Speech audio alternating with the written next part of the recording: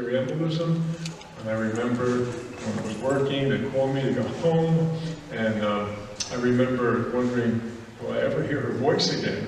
And that's important for what I'm going to talk about men hearing voices of their wives. Because sometimes, and I say it at weddings, men tend not to listen the same way that women do. You know, we tend to look, not much we listen. But anyway, I remember wondering, oh my God, how am I going to do? I was in shock, obviously. And I thought I heard her voice saying, you have 2 daughters, Nicole, which I had to do.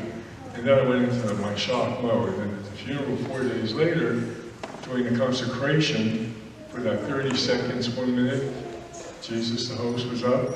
I did feel peace come over me for that for the moment, really. And it just helped tremendously. And then, of course, I went back into my mourning and my shock. But I remember, we always went to Mass every weekend. Usually daily Mass more during Advent and Lent. But at that time, I started going to Mass every day. It was such a relief for me. It's interesting because that eventually led to the priesthood with the wonderful priests that I've met, 3 of them. But I mentioned too, I'm a chaplain at Picatinny Arsenal. I go there Sunday mornings to the military.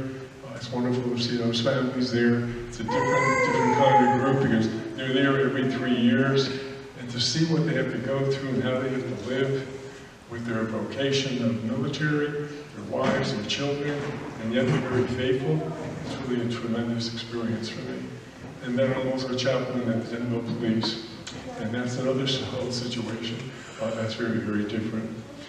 It's very important, we always start with prayer, as Father said. So we pray with the Father and the Son and the Spirit. Oh God, who created the human race, will that man and wife should be one. Keep, we pray, in the bond of inseparable love, those who are united in the covenant of marriage, so that as you make their love fruitful, they may become, by your grace, witnesses to charity itself, through Christ our Lord. Amen. Amen. It's interesting because we think of the word covenant, and the Father explained it so very well, because that's exactly, I think, to me, the most important part of the sacrament of marriage for us. It truly is a covenant with God. And I have to go back into, as Father was explaining, even the Second Vatican Council placed special emphasis on the word covenant, because it's an unbreakable union of husband and wife. It's more than a contract, more than understanding of owning a home, owning a car. But it is a covenant of unbreakable union, indissoluble, and certainly, hopefully, with procreation, that the faith can really be alive and under God's love. It's something, too, that we choose. We choose that vocation for ourselves. It's a very interesting sacrament, and the fact that we want to go back even to the Genesis. And in Genesis, and what it's mentioned, so they are no longer 2, but 1 flesh. But therefore God has joined together, let no man separate. And yet, many 2,000 years later, we have in Matthew, excuse me, that was Matthew. In Genesis, it's the same words, however. A man shall leave his father and mother, hold fast to his wife, and they shall become 1 flesh. It's interesting to know that when we think of marriage, we think of the church, we speak really of the sacred character of marriage. It is the sacrament that we, people, man and wife, give to each other. Of the 7 sacraments, it's the only sacrament that's given by you, by us, to each other, bringing the covenant together. And it goes back, and I have to go back into the fact of Abraham, as the Father was mentioning. It was Abraham and Jesus, of course, gave the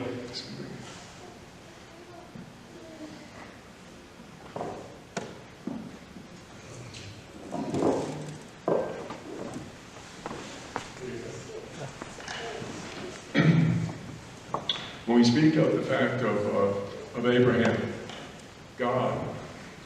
So mentioned in Abraham, we have to remember too, it's very interesting. We speak of the Christianity, we speak of Judaism, we speak of Muslim, all the same God. And interestingly enough, all the same idea are true of the covenant of marriage. And it's interesting to know that it was with Abraham, actually, that God had said that he would make sure that he would procreate and they would be called the chosen people. And actually Isaac and then Jacob. Jacob later was called, and he called the Israelite, finally the word Israelite, and I'm going back to that because it emanates right down to Jesus. He was called Israel, and hence Israelites, and the Jewish people, the covenant with them. And as we know, Jacob, and as they continued in the process of marriage, we were building an identity and a trust with that union. It was very interesting that even in those days, the marriage union itself was given one to the other, but not through really a person, a religious person. It was really a covenant between a man and a woman. They were bound together, telling each other they would live together in union with one another.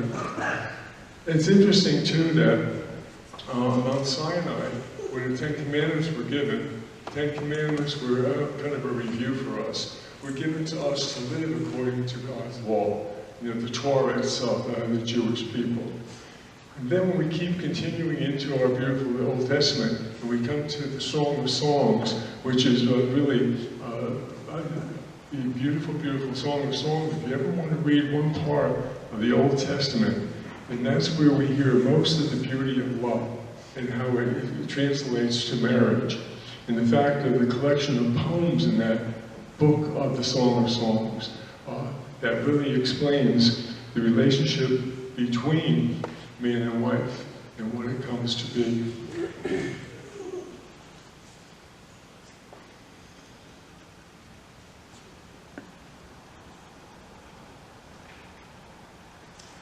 Benedict XVI, you can read it for yourselves here, involves a real discovery of the other, marriage, moving beyond the selfish character that prevails earlier. Love now becomes concern and care for the other. No longer is it self-seeking, a sinking in the intoxication of happiness. Instead, it seeks the good of the beloved. It becomes renunciation, and it is ready and even willing for sacrifice. And that's what I'm going to tell you. I'm also, my background, I was an educator at Hanover Park High School. You're familiar with the school. I was there 33 years, started actually in Morris Hills right here. I met my wife there. I was a counselor, history teacher. She was a French teacher. In fact, the 3 years we were there, she was there for 10, I was there for 3. There were 20 marriages of couples. People were coming in from Pennsylvania. And you may know many of them, the Luthers, there are so many of them that were at that time. But I'm going back to that area because I also then, when going to Hanover Park, became eventually a principal. But because of the administrative function, I really enjoyed counseling more than anything. That was my love. So I got a degree, and I am a marriage and family therapist. So I'm saying that when I read about Pope Benedict XVI's words, and so important, it's the fact of seeks the good of the beloved. I can't tell you, I've been doing it now for about 35 years. I had a bigger practice before I became a priest. Now, not that many do I see. I don't really have the time. But it's interesting, when you think, you know what marriage is all about. Marriage is a situation that is a lovely, wonderful experience. But at the same time, there are those times, and we keep forgetting in our vows, better or worse, richer and poorer, sickness and health till death do you part. Many, many people forget, specifically in society of today, I don't think they're understanding the covenant of marriage. They're understanding the contractual part. They're understanding what they have to do together to create certain material goods. And I think, I don't know about Father here, but I'm a priest 11 years, and I have to tell you that probably the majority of the marriages that I have been able to celebrate with a couple don't live together for at least a few years before. And as you know, we do, when we meet with them in the marriage preparation courses and our conversations, we always tell them, to bring back the idea of what is the beauty and the intent of the marriage itself. It's to give to each other freely, yes, but at a time that's consecrated by God. And that consecrated by God is the value. It all goes together because the vow you take, consecrated then, should be done in a consecrated place. And that's why the church requires two Christians marry, that they marry within the church. Now, it doesn't have to be a Catholic church. If they're marrying a non-Catholic, you can get a dispensation to marry in the other church. So the church is very open with this, because once again, it believes, as Benedict was saying, it believes in the beauty of the covenant of marriage between two people. Even if they marry someone who's non-Christian, non-baptized, as it's a Jew or a Muslim, hopefully you're marrying the church, you can get a dispensation, but interestingly enough, even there, the Catholic can marry outside with, of course, a dispensation, which is so important from the bishop.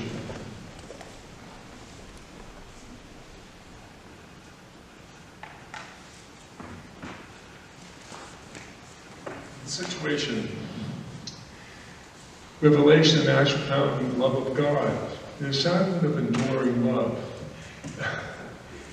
Really, when you remember when you were first married, the first year can be the most wonderful year, but sometimes it can be the most difficult year.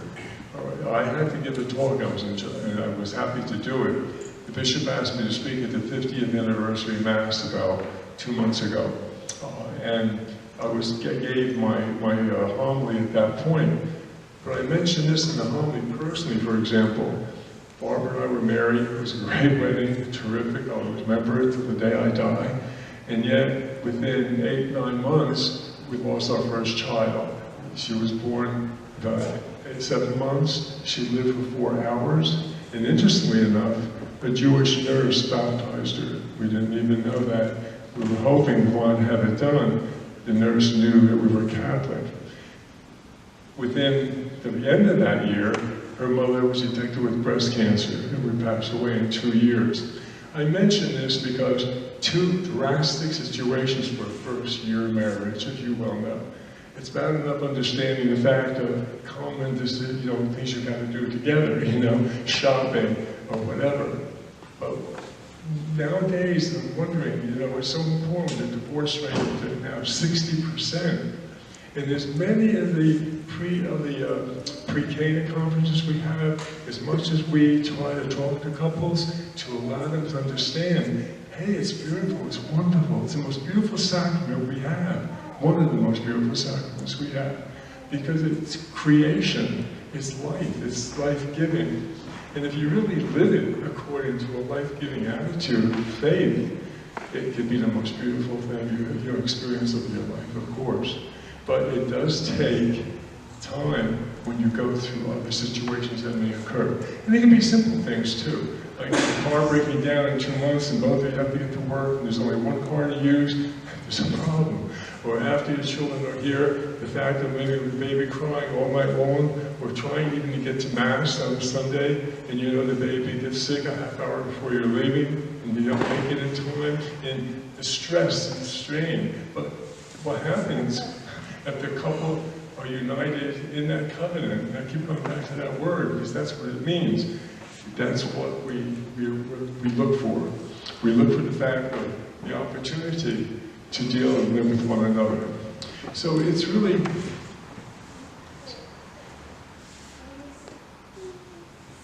we speak of marriage, we speak of generous love, enduring love, and a fruitful love.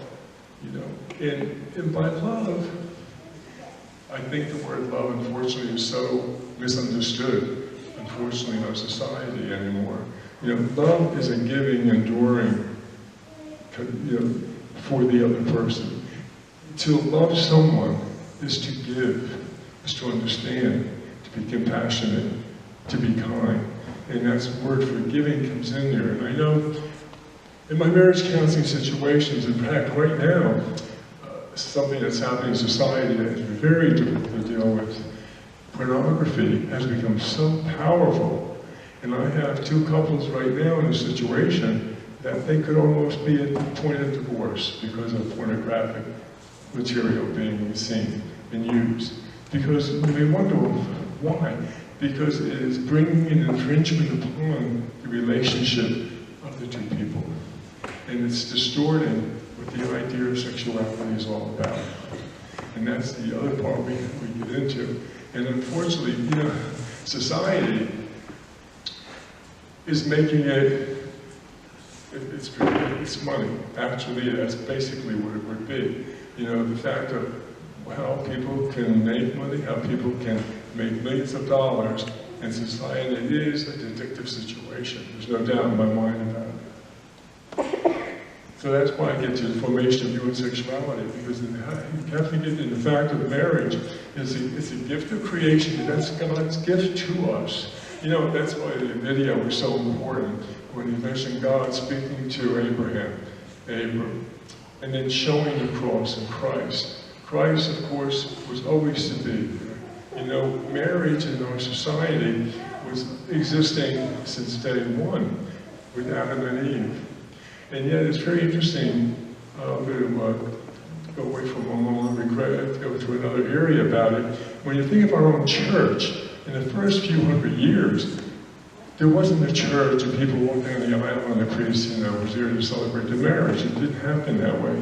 In the early church, this is the Jewish tradition, you know, the people would meet, there would be a common understanding of families, there'd be words spoken to one another.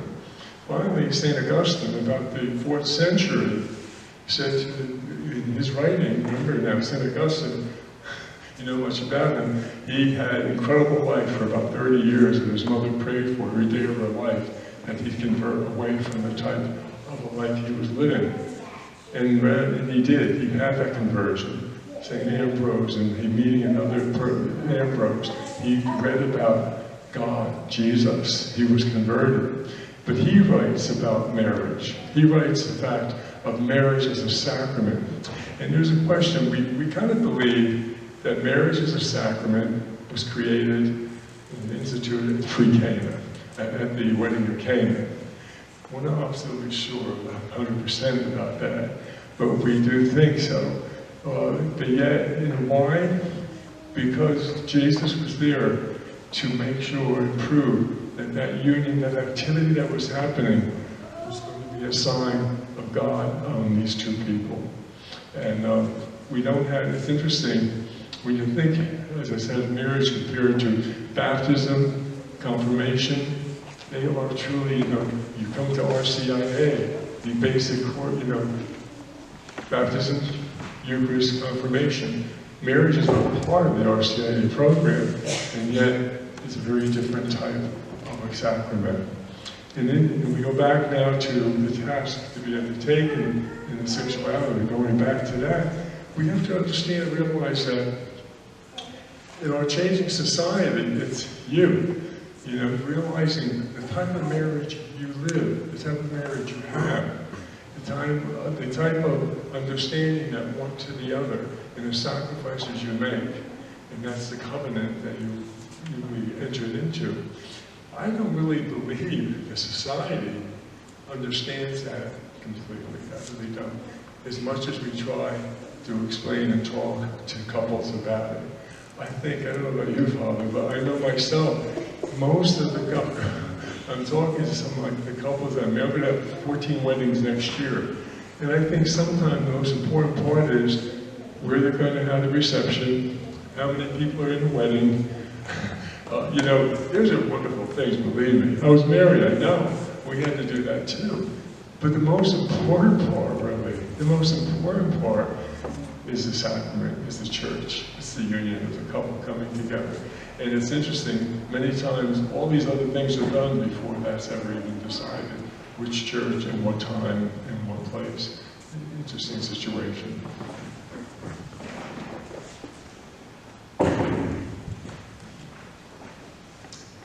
So the idea, testimonies to faith, the testimonies of love, unity, peace, and certainly justice.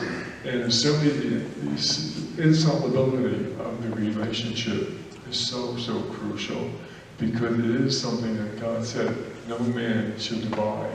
In each wedding we say that, and the church is I think very lenient on that. I mean, if there's situations that occur that are truly seen before even that marriage has taken place, and some problems come in that are severe, the church looks at that union before that marriage to see if in the moment it should be possible. It has to be very specific, it has to be very concrete.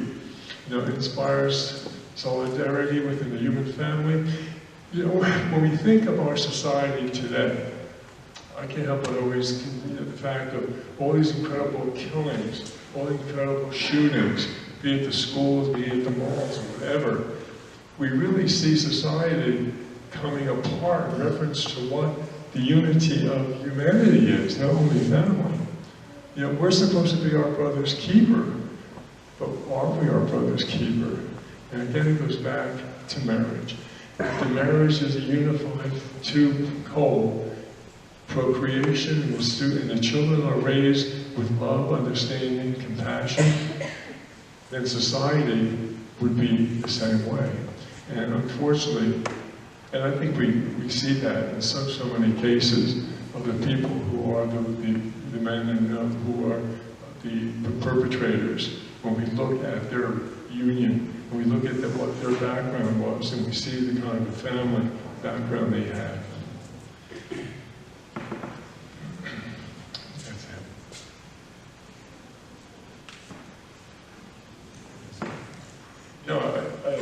I like to talk, at the same time, I'd like to ask if there are questions or anything that may be asked.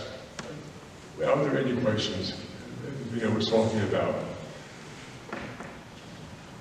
They're shy, but they warm up after. Yeah. I know it's tough. No one's the first one to ask anything, but maybe they have a question in reference. I'm trying to talk about covenant, but talking about marriage at the same time. And trying to bring, actually, I think I'm talking to the choir, probably as Father well knows. You're here. Your children are here. Your family that's united in here. Even if you have problems or don't have problems, the thing is, you're doing this. And it's so powerful. It's so powerful. If every family, every couple would have that opportunity, can you just imagine some of the kids you may know and see that your kids are friends with, and what their backgrounds are in family? It's so, so important. And you do the best you can. Again, we're human beings. We don't always do the best. We don't always have the best answers. But if we have God and we have Christ, and if we're faithful to our own faith and believe in Jesus will walk with us, He does. As certainly the Blessed Mother is the same way. The Holy Family is a powerful. That's what Christmas is all about.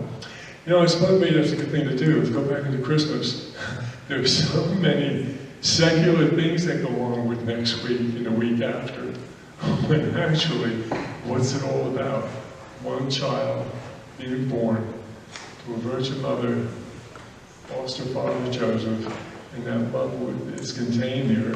That's Christmas, and yet so much of it has gone out of the ordinary situation. I don't know about you, but I know my Christmases as a child was very different than the Christmases we have today. I know my own daughters kind of spoil their kids and the amount of toys they get, and we try to hold it, we try to keep it in a moderate situation. But I can remember at 7, 8, 9 years old, on a train, electric train, my grandmother and my father paid for it. It was $5 each. And I remember, that's the only thing I got. And I'm laughing. I'm not saying that we should have gifts. Gifts are a beautiful thing, because they're an expression of love and they're giving. But we have to make sure that along with that, we bring the manger in our home. We show the figures of Jesus, Mary, and Joseph, and that the kids and the children know. And I know you do, because you wouldn't be here. What am I doing? You're just at that point. Okay. We can take a couple of questions. Yeah, honestly, I'd really be happy to. Or some comments. what was I trying to tell you about? Maybe I should tell you about the fact of being a marriage family therapist. Okay, maybe that. I know one thing. When I was studying to be, I needed a degree, I needed so many hours of observation. It actually helped me in my own marriage, for sure, too. Not that you analyze yourself. But I know one thing, I can tell you this, interestingly too, since my wife passed away, I tell couples this sometimes, and in a way I try to do it, I hope I do it right. Since she passed away, I can remember, and I do think, when I deal with couples, certain things that I wish I had said differently, and things I had done differently, you know. But unfortunately, we tend not to do that until you lose the one you love, you know. But it's important that sometimes that's what we have to remember. If we could sit back after a disagreement, an argument, and just think about how we sound, what we said, and what we want to do about it, it's a very different thing. And that's why people come to therapy. You know, most of them, thank God, most of the people, if they know I'm a Christian Catholic man, and that's important because some therapists do have a view that if there's a problem, there should be a separation, you know, right away. I don't try to solve the marriage. I can. They have to do it among themselves. But I do bring a Christian Catholic viewpoint to it. And there is some certain responsibility that they have for one another because of the covenant of marriage and their vows they took. I don't know if that helps too, for you to understand that whole idea of what marriage therapy is all about. Any questions at all? If not, then thank you, Father. Thank you.